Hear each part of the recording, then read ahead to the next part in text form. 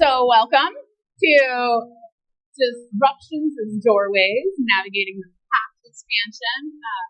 BMSC founders took it upon themselves to change my fancy title, but I'm really proud of my title. So, anyone here ever experienced a disruption in life?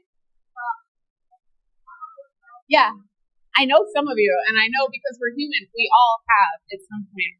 So, what my hope is for today is not for me to talk at you for 60 minutes, because I can do that, but when I'm in the audience, I kind of don't enjoy that very much. So I would like it to be a bit interactive.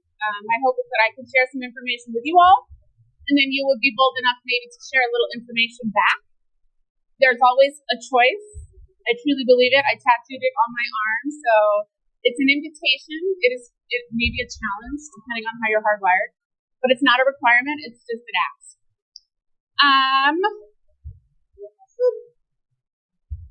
Anyone in here entrepreneur? I know a couple of you are. And if you're not, we already talked about, disruptions show up in a variety of places in our lives. So whether we work for ourselves, we work for somebody else, or we're tired and we don't work anymore, disruptions are happening. I like to think about the value of the disruption is that it's a catalyst for growth. So a lot of times we look at disruptions and we think about them as barriers to change. I'm going to invite you to consider for the next 45 minutes or so that the disruptions that are inevitable in life are really here to invite us to grow and change. For those of you who don't know me, my name is Tankersley Arboleda. I am an executive alignment consultant and coach. My primary lens of self-understanding is something called quantum human design. Has anyone heard of human design? Yeah. So for those who are shaking their head like, I don't know what you're talking about, baby. It's just another system of self-understanding. So similar maybe to Enneagram or Myers-Briggs or your classic psychology. There's lots of different ways that we can learn about ourselves. What I like about human design is that it shares with us an energetic blueprint of how we are hardwired. So a lot of these people in the building today will be talking, giving you readings and talking maybe into astrology, which is one of my other favorites, about who you are. Human design does not tell you who you are. It shows you how you are.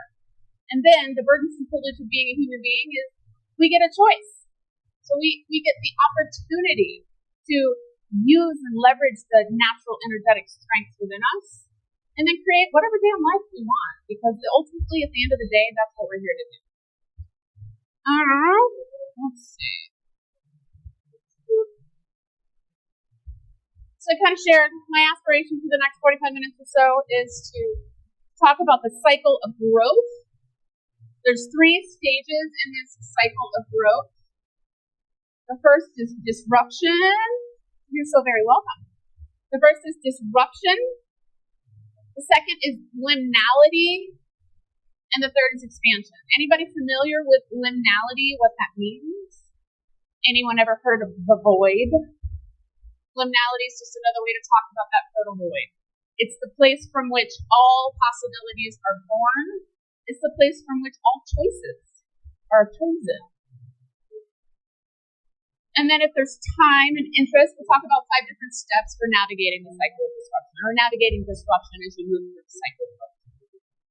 So I've kind of shared already, there's disruption. It's about breaking down our old beliefs and thought patterns. So apologies if my adult language offends, but shit happens, right? Life happens. Things go upside down and get ass backwards, as my daddy used to say. It's part of being a human being. And we can let that stop us. We can let that define us. Or we can let that launch us. And where it launches us, if we if we make that choice, is into the void, is into liminality. Liminal space is just the space in between. So everything has a state of liminality. As I'm taking a step, there's a space of liminality between my right foot and my left foot. As I'm growing and changing, there's a space of liminality between the old me and the new me that hasn't yet been expressed. And then once we successfully navigate the liminality, which again sometimes can feel exhaustingly long, painfully extended, but it is a phase which inherently means there's something that comes after it. And that thing that comes after it is expansion. That's where the growth happens. That's where the clarity and the alignment with our purpose shows up. And then it's the nature of a cycle. Guess what happens after we've experienced expansion? Anyone? Another disruption. That's right, my friend. And it starts all over again. But there's a new version of us. There's an expanded version of us that's ready to address that next disruption. Make sense? Cool. So the disruption phase. Basically, that, as we talked about, that's where the old systems break down. That's where what we thought was true, we figure out is no longer true. If you're an entrepreneur, you might experience that as in declining sales, right? Market shifts, or loss of alignment with your business strategy. In your personal life, disruptions can look like job loss, look like relationship breakups, look like health challenges, lots of different kinds of disruptions happen in our life. So on that pretty handout that's not a test on, you have some prompts, you have some cues, you have some questions. I invite you to explore them now or take my pretty little handout home and explore them later. It's really just meant to be a tool to remind you because, again, there's lots of different presenters here today, lots of different readers, practitioners, facilitators. You're going to interact with a lot of different people, and I want you to remember me. And I want you to remember this conversation. So that's what this is about. But when you're thinking about the disruption phase, it's about looking at what's breaking down. Because when it gets upside down, when those old beliefs are breaking down, everything's not breaking down, right? So it's not over, but something's changing. So what is that something that's changing? And how are these challenging your sense of stability and routine?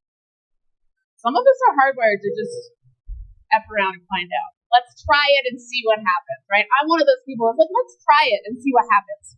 Let's hope it doesn't kill me, right? That's not everybody's hardwiring, and I get it.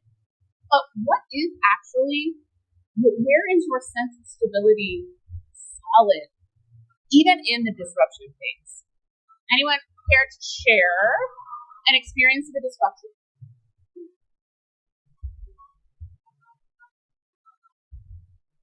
Yes. Your daughter passed away. I'm so sorry for your loss. That is a very big disruption in life. Would you be willing to share one of the ways that challenged your sense of stability?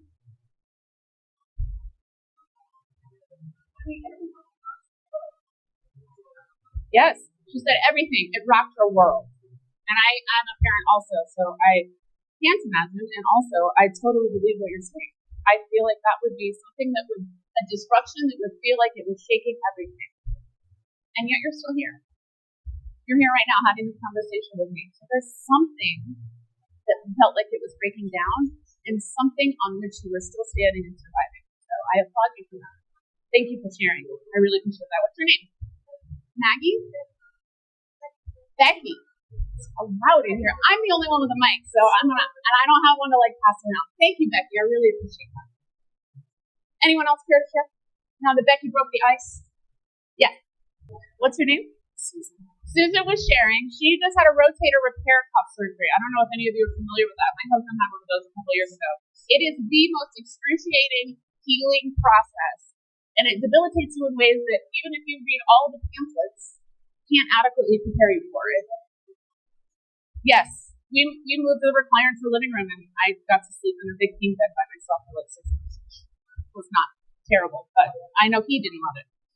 And so what Susan was saying is that this process of healing in 9 months, she lives in a trailer in the woods, she was isolated, she was by herself, and she went into this big dark place, and then she rose again. She recreated herself. It sounds like you experienced the entire cycle of growth so far in that process. And then to add to that, she's also the magical age of 70, which is awesome, but also awesome, right? So there's lots of different layers that can come with these disruptions. We can think it's going to be about a surgery, and then it turns into this entire different experience, right? The disruption puts us into the void where all of the options, all of the choices live. I have this pretty little slide that counts down a minute, but I wanted to have longer than a minute. So liminality. Disruptions launch us into liminality. Liminality is that in-between space we talked about. It's also the place where uncertainty lives, right? So we talked about it's where all of the options live, including uncertainty, including not knowing. And as an entrepreneur, you might find yourself feeling stuck, right? Feeling frustrated, questioning your direction in your personal life. That liminality, wrong direction there. That liminality, it looks like you're in a holding pattern, right? Same SSDD. Anyone familiar with that experience, right? Like wake up, it's another Tuesday. What do I do on another Tuesday? Navigating that uncertainty after a big change can feel confronting, right? The disruptions get a rap for being confronting. Liminality as a human being can feel even equally or more confronting because we know what the challenge was. It's the thing that turned my life upside down. Someone I love died. Some surgery happened and I am incapacitated in a recliner for 9 months, or a variety of other things. But that space in between, the now what, can feel so challenging. So being able to look at this liminality space as the place where the growth seeds are planted is my invitation to you. We don't have control over the disruption. That's happening way outside our circle of control. How we choose to navigate the space between what we take from the disruption and the disruption itself, very much inside our circle of control. And similarly to the seeds, my grandpa was a farmer, right? So you put the pretty little seed in the dark, fertile soil and you bury it. Rude, right? But that's where the seed needs to be, in dark. In that place of total breakdown, in that place of aloneness, right? The seed's not sitting there with a bunch of other seeds. The seed's down there all by itself, in the dark, doing whatever the seed needs to do in order to experience the growth and sprout forth. We are similar in that expression. So the prompts for liminality, which I think are not on your page, because again, I was moving a little fast and I made my hand out, but it's what possibilities or hidden opportunities can you uncover by embracing the uncertainty of the in-between?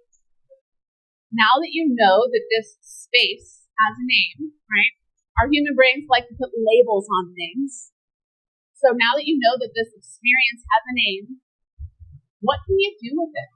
You don't have to wonder what it is. You don't have to make yourself wrong. You don't have to call it something it's not. Right? I think liminality sometimes, especially as human beings, we feel like we're supposed to know exactly what to do. The thing about what to do in the void is maybe the not knowing, the uncertainty, the waiting patiently or not so patiently while the expansion shows up. Anyone ever had any experiences of the liminality phase of growth they'd like to share? Yes, sir. I'm sorry, you're in it right now? Yeah? What's your name? James. James said he's newly retired and figuring out what's going to happen next, right? Because you're done working, but you're not dead yet, James. So there's something else, right? There's something happening. So we got to figure out what to do in that in-between phase. And how do we navigate it with grace and poise, or with rage and anger and frustration and bitterness and disappointment? Because again, in the void is where all of those things live. All of the emotions, all of the reactions, all of the choices, all of the things that match with all of those choices, and all of the things that don't match. All the misaligned choices, they live there as well. So how do we navigate in that space until we move through it? Because again, the nature of the phase is it's going to come to an end and it's going to give birth to this next opportunity. All right. So that the third phase of the growth process, it's the expansion phase. It's the one everyone's excited about, especially here in this building, right? We're all talking about expansion and enlightenment and growth and opportunity, but it's just part of the process. And it's not a linear process. I didn't do a graphic with a line on purpose. right? It's that next part of the cycle that's going to prepare us to navigate the next disruption. It's where the growth and the clarity and the alignment are integrated. So I shared, I use a lot of different modalities. Human design is certainly one of them. Conscious breath work is another. And I love the metaphor of breath for so many reasons. In this conversation, the idea of each time we take an inhalation, we pause for a moment, even though we don't acknowledge the pause. And then we exhale, and we pause for a moment, even though we don't acknowledge the pause. And then this new thing happens. This is the same nature of expansion. This is where that new thing is getting ready to happen, or is happening, right? The getting ready part is in the liminality. As entrepreneurs, you experience things like rebranding. You experience things like scaling or breakthroughs and new opportunities, new expressions of yourself. In your personal life, expansion might look like finding a new sense of purpose, showing up in alignment with your natural purpose in a new expression, embracing the role of who you are in this life in a reorientation. I talk about alignment a lot, but I think it's really important to understand every moment is an opportunity to realign.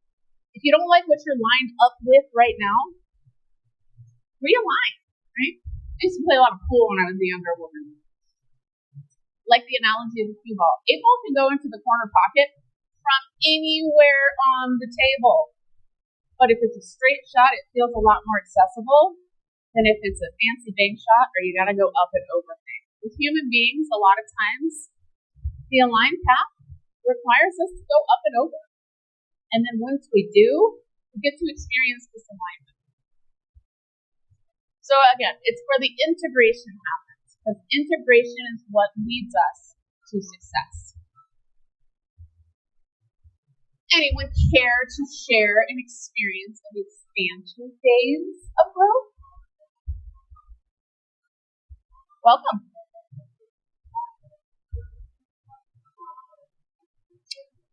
For me, I can share expansion. You have one of my free handouts.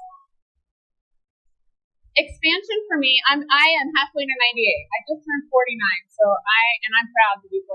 I love my wisdom hairs. I love my laugh lines. I love my my WTF cycle up here, right? Like, I know exactly which guy I dated when this one happened. I love all of it, because not everyone's gifted the opportunity to wake up a day older. And if we are, there is a place and a way to express that and embrace your gratitude for it. So for me, part of how I show up in my expansion in my life is by acknowledging that. Giving myself credit for waking up another day and being grateful for it. Or waking up another day and giving myself grace when I don't act so enlightened, right? Because I am also human. But just taking the time to integrate all of the wisdom and experience that's come from the last 49 years and be able to align my expression of it with today in a way that feels good is part of how I show up in an expanded way. I believe I was taught and teach we are all here to be healthy, joyful, and abundant. It is our birthright as human beings. And while my husband calls me a spiritual Pollyanna, I'm not so much of one that I think we're all feeling healthy, joyful, and abundant every minute of every day. But every moment is an opportunity to reorient to that birthright. Every moment is an opportunity to realign to whatever we're facing in order to express that health, joy, and abundance. Make sense?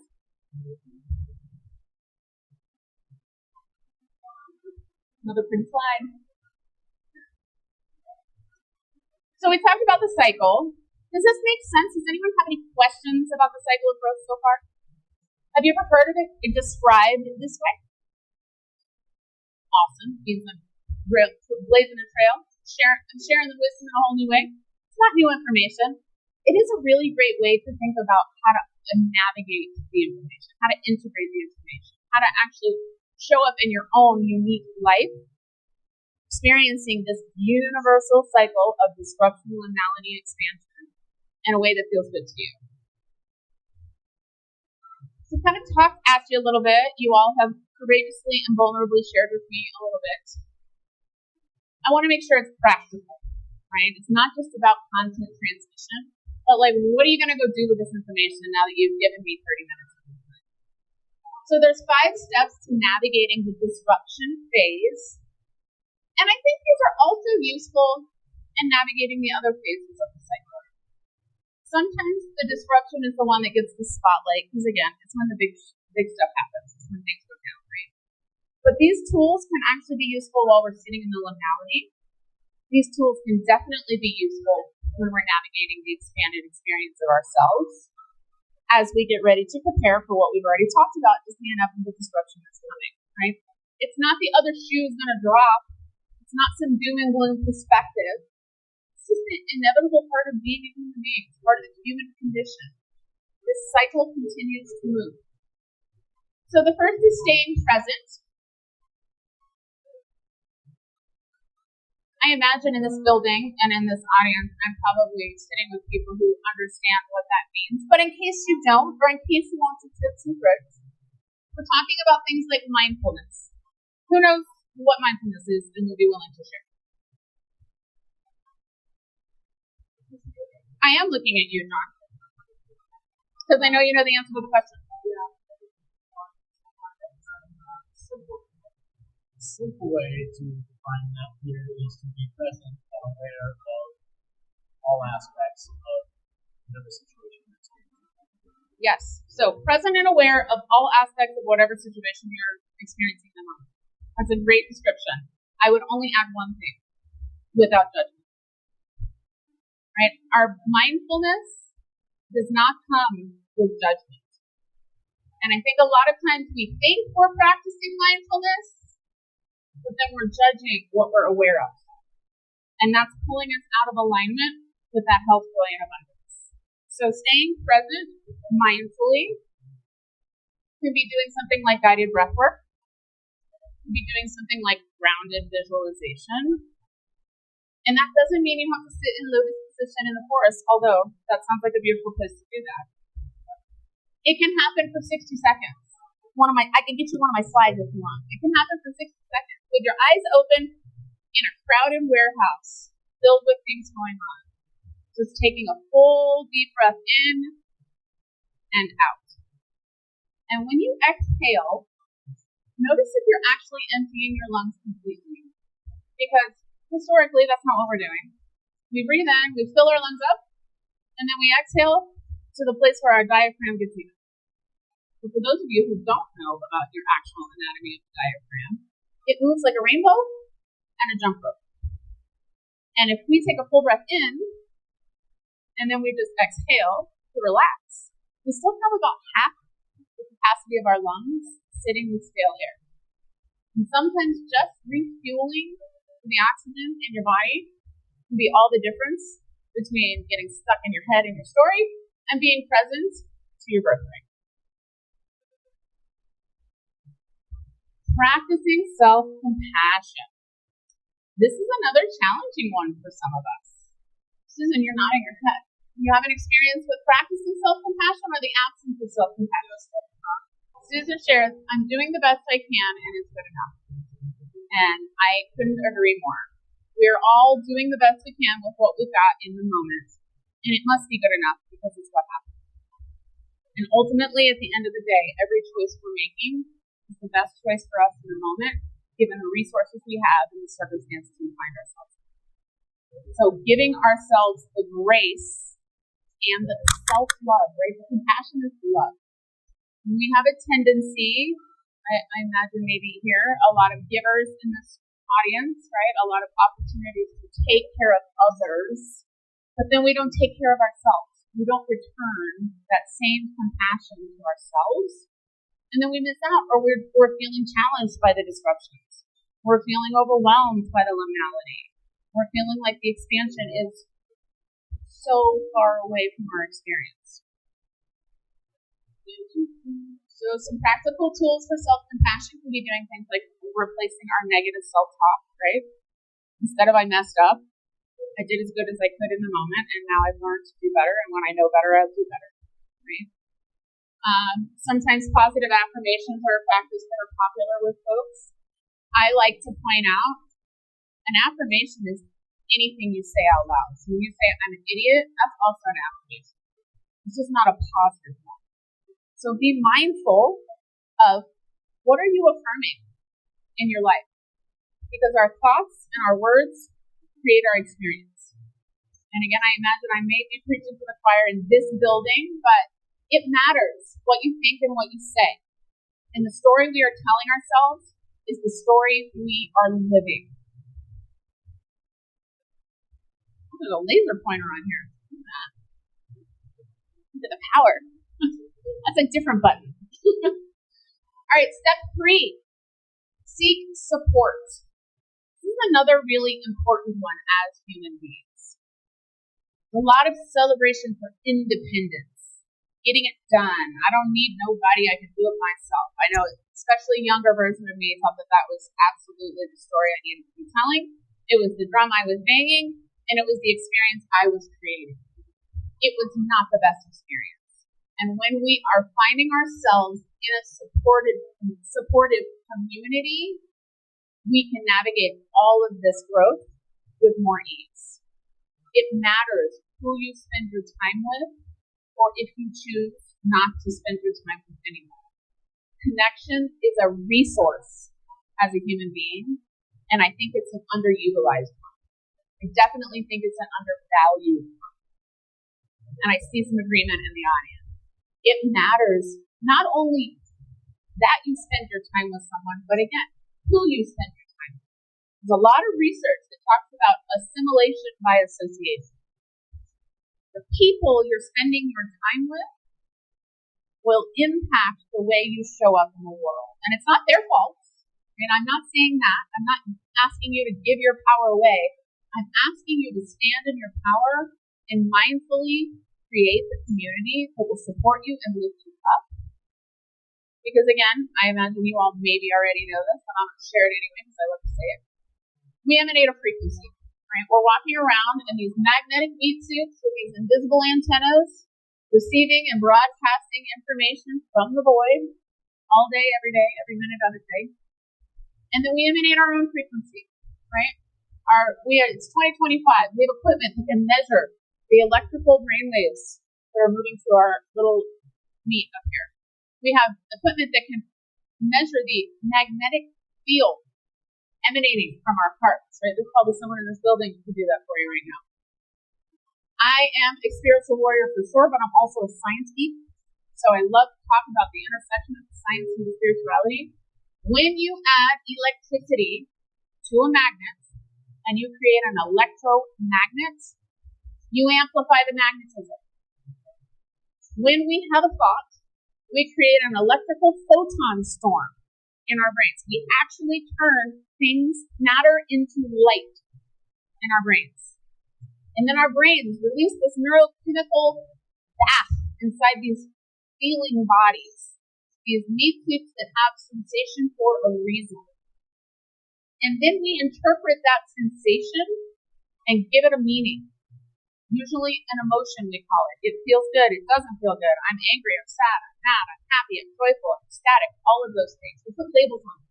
Put labels on the sensations that were generated from the light that we created as soon as we had a thought. And then based on the label we put on that sensation, we have another thought. And we start the feedback loop again. That is what the mind-body connection is. Not some woo-woo BS, which I don't know if anyone in your life calls it that, but I have someone in my life who calls it that. He's just not there yet, right? But it has an actual impact on who we are and the experience we're having. That same neurochemical experience and sensation in someone else's body gets a different label and gives them an entirely different experience. So, being mindful of the community you keep. If you have a friend you can talk about all this woo-woo magic with, right? That's one of mine. Huh? Yes, you are the sum You are a beautifully aligned expression of the 5 people you spend your time with. Assimilation by association. Yes, indeed. So again, a practical tool for step 3 is identify who is your support system. And it might not be someone you spend every day with, right? One of my best friends, I just saw, she lives in Washington, D.C. She's been my best friend since we were in 4th grade. We haven't seen each other in years. I got to spend 5 days with her, and it was just like a sleepover when we were in 4th grade together. Right? It was magical, beautiful. She's an important person in my life. So your support system doesn't have to be someone you necessarily see every day. You just need to know who they are. And you need to know that you can count on them. And then you need to take an empowered choice on when to count. Step 4, maintain perspective. I have definitely lost perspective to all of this wisdom I'm sharing with you. Anyone else ever feel like they've lost perspective, right? You get stuck in the what is. You feel like you're in that dark soul of the night. You feel like the void is endless, which from a physics perspective is always an exciting inquiry for me. So reframe those disruptions as opportunities for growth. Now that you have this lens of understanding, the next time something feels ass backwards and upside down, you can go, oh, look at that. It's a beautiful disruption. I'm so excited to move through the cycle. Practical tools for maintaining perspective, things like journal prompts, right? So your handout has a few suggestions. The interwebs has a billion more, right? There's some great providers out here who have some beautiful journals. I imagine some even have prompts in them. If you're familiar with human design, some of us are hardwired to respond to things. I can look at a blank page and hate it. I can look at a list of questions and know exactly what I want to say and think. So do what works for you.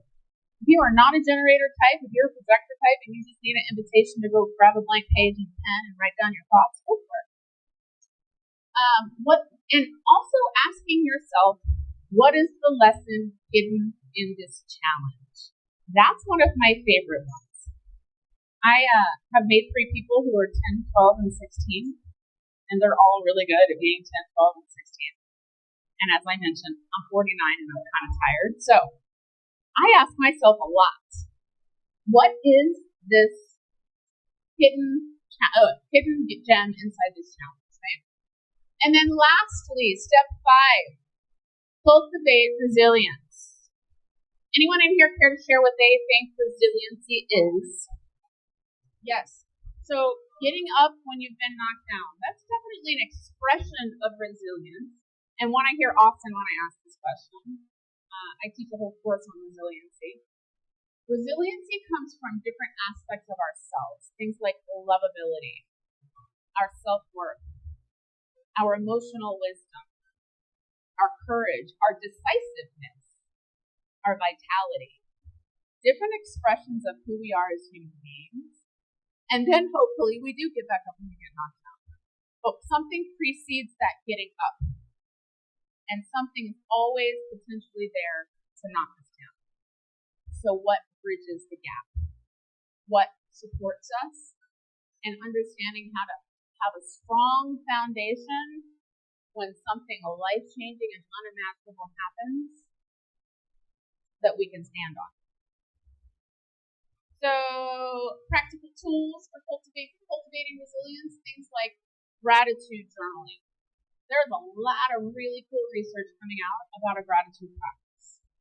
Just taking 5 minutes at the end of your day, or the beginning, whichever, if you're one of those weirdos that's a morning person, you do it at 5 a.m. I'm a night owl, so my gratitude practice happens at night. You do it at lunchtime if that's what it works for you. But taking 5 minutes to write down, pen to paper, or finger to notepad app, whatever your modality is. But taking time to acknowledge 3 things you're grateful for in this moment, or from this day, or for your life. Whatever lens of perspective works for you, go for it. But do it, because it rewires, it creates some new neural pathways in that brain that creates a different neurochemical bath and gives you different sensations to label in ways that feel good, to grow and expand into who you're meant to be.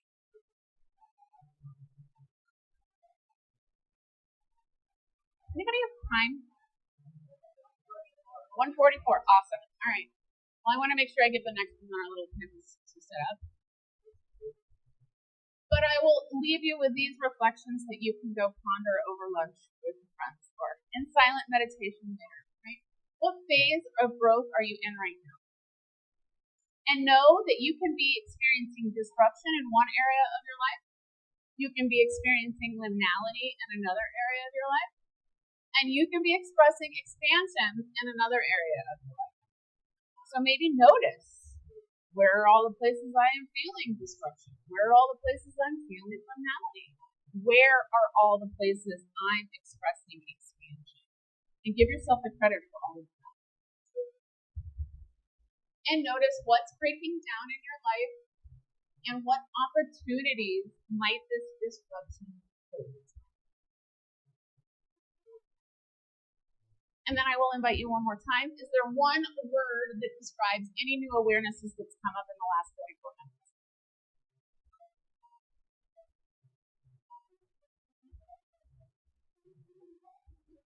For me, I'm experiencing the joy of being able to have this conversation with you all.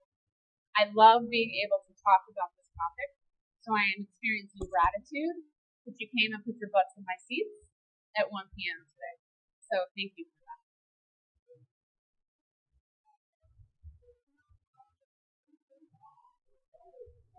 And then I will leave you with an invitation to take action. Because again, this wasn't just about me talking at you and sharing what I know. This is about you being able to now integrate this information in your life in ways that feels aligned in order for you to go be those healthy, joyful, abundant people that you're here to be. So embrace those disruptions as opportunities for growth. Use some of the tools that I shared with you if they feel aligned and helpful for you. And then, of course, if you are interested in talking about more of this, I always love to talk about this, and I would be more than happy to give you my information, which I think is actually on this next. Oh, any questions? Yeah. We can talk after, because again, I want to make sure I get the next speaker a little time to set up. Disruptions are not roadblocks. They're your stepping stones to your next phase of expansion and to being something greater. There's the slide I was talking about. So if you want to connect more with me, and I gave you one of these, Susan, so okay. And I would love to just chat more. Again, it doesn't have to be anything about question consultation. It can really just be about how awesome it is to experience disruption in life, because now you know it's an opportunity. I really appreciate your attention. Thank you so much.